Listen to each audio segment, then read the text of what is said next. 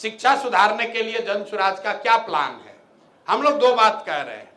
पूरे दुनिया में अगर आप स्टडी कीजिएगा तो एक चीज निकल के आएगा कि rather than taking good school to every children, it is much better to take every child to the good school. मतलब हर गांव में, हर शहर में बढ़िया स्कूल बनाने के बजाय अगर आप अच्छे स्कूल स्ट्रेटेजिक लोकेशंस पर बना दें और स्कूल बस की सुविधा दे दें ताकि बच्चे स्कूल तक पहुंच पाए, तो वो बेहतर मॉडल है। अब बिहार में क्या हुआ है कि पिछले 30-40 सालों से समता मूलक शिक्षा नीति के नाम पर पूरी व्यवस्था में इतने स्कूल बना दिए गए, स्कूल नहीं मतलब स्कूल के बिल्डिंग बना दिए गए कि जहां बिल्डिंग है वहां शिक्षक नहीं है, जहां शिक्षक है वहां बिल्डिंग नहीं है, जहां दोनों है वहां बच्चे नहीं है, जहां तीनों है वहां उस पढ़ाई नहीं है। हम लोग इसको सुधारने के लिए क्या कह रहे हैं? हम लोग इसको सुधारने के लिए ये कह रहे हैं कि बिहार में हर प्रखंड में कम से कम 10 बढ़िया विद्यालय बनाए जाए। 10 बढ़िया विद्यालय का मतलब क्या हुआ? आज के विद्यालय को रंग रोगन करना नहीं। हमने आपके रेफरेंस के लिए कहा कि नेतरहाट के स्तर का अगर 10 विद्यालय बना दिया जाए और हर बच्चे को स्कूल बस की सुविधा दे दी जाए, तो 10 तो ज्यादा है, 5 भी अगर आप बना देंगे तो किसी भी बालक को किसी भी गांव से 20 मिनट से ज्यादा समय नहीं लगेगा वहां पहुंचने में।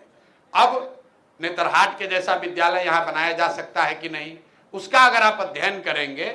नेतरहाट भी सरकारी विद्यालय था, बिहार सरकार ही उसको चलाती थी। एक विद्यालय से 1500 से ज्यादा IAS IPS बने हैं। अगर वैसा हर प्रखंड में विद्यालय आपको बनाना है तो कितना पैसा लगेगा? हर साल करीब करीब 17,000 से 20,000 करोड़ रुपए का खर्च आएगा। इसलिए जन स्वराज ये कह रहा है कि हम लोग हर साल जो 60,000 करोड़ का शिक्षा बजट है उसका 1/3 पैसा उस इन विद्यालयों को नेतरहाट के स्तर का बनाने पर खर्च करेंगे। मतलब हर साल हर प्रखंड में एक विद्यालय, पूरे बिहार में 550 विद्यालय 17 से 20,000 करोड़ रुपया लगाकर नेतरहाट के स्तर का उनको बनाया जाएगा। तो अगले 5 वर्ष में अगर 5-5 विद्यालय भी बन गए तो पूरे बिहार में आपको इंडिया का सबसे बेहतर प्राइमरी एजुकेशन सिस्टम बन जाएगा। 5 वर्ष लगेगा, लेकिन अब 5 वर्ष बच्चों का उम्र तो रुकना नहीं है। इसलिए हम लोगों ने कहा कि जब तक ये सरकारी व्यवस्था नहीं सुधरेगी, आपके पास ये अवसर होगा कि आप अपने बच्चे को प्राइवेट स्कूल में भेजिए और उसका फीस सरकार की ओर से दिया जाएगा। अब आदमी तुरंत खड़ा होता है, अरे आप तो कह रहे हैं प्राइवेट, सब तो प्राइवेट में चला जाएगा। बिल्कुल नहीं जाएगा। दुनिया भर का रिसर्च बताता है कि अगर पब्लिक और प्राइवेट दोनों सुविधा उपलब्ध हो तो लोग पब्लिक वाले में, सरकारी में जाना चाहते हैं।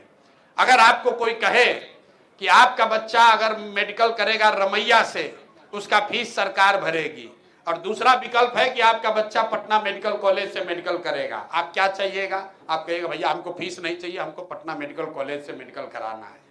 अगर आपसे कोई ये कह दे कि भैया आपको पटना मेडिकल कॉलेज में एडमिशन लेना है, पटना साइंस कॉलेज में बच्चे को पढ़ाना है कि MAT में पढ़ाना है, MAT में पढ़ाइएगा सरकार पैसा देगी, साइंस कॉलेज में पढ़ाइएगा पैसा सरकार नहीं देगी, तो आप क्या कहिएगा? भैया पैसा अपना जेब से लगेगा, लेकिन बच्चे को साइंस कॉलेज में पढ़ाना चाहते हैं, MAT में नहीं भेजना चाहते हैं। ये दुनिया भर में रिसर्च है।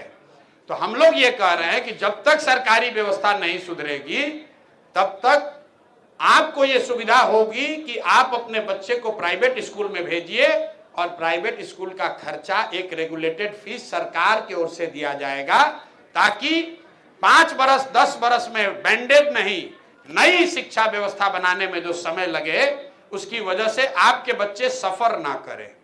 अब एक अंतिम बात लोगों को लगता है भाई सरकारी व्यवस्था का क्या होगा? भाई सरकारी व्यवस्था भी मुफ्त नहीं है। ये आपका भ्रम है कि सरकारी विद्यालय मुफ्त है। बिहार में प्राइमरी स्कूल में एक बच्चे को, सरकारी विद्यालय जो प्राथमिक विद्यालय है उसमें एक बच्चे को पढ़ाने का खर्चा है 864 रुपया। ध्यान रखिए, ये आपको कोई नहीं बताएगा, कहीं पढ़िएगा दैनिक जागरण हिंदुस्तान में नहीं पढ़ने को मिलेगा। 864 रुपया आपका, हमारा बिहार सरकार का टैक्स का पैसा खर्च होता है एक प्राथमिक विद्यालय के बच्चे पर और पर मंथ। और वहां पर प्राइवेट स्कूल का फीस क्या है? 400, 500, 600 गाँव में हम बात कर रहे हैं।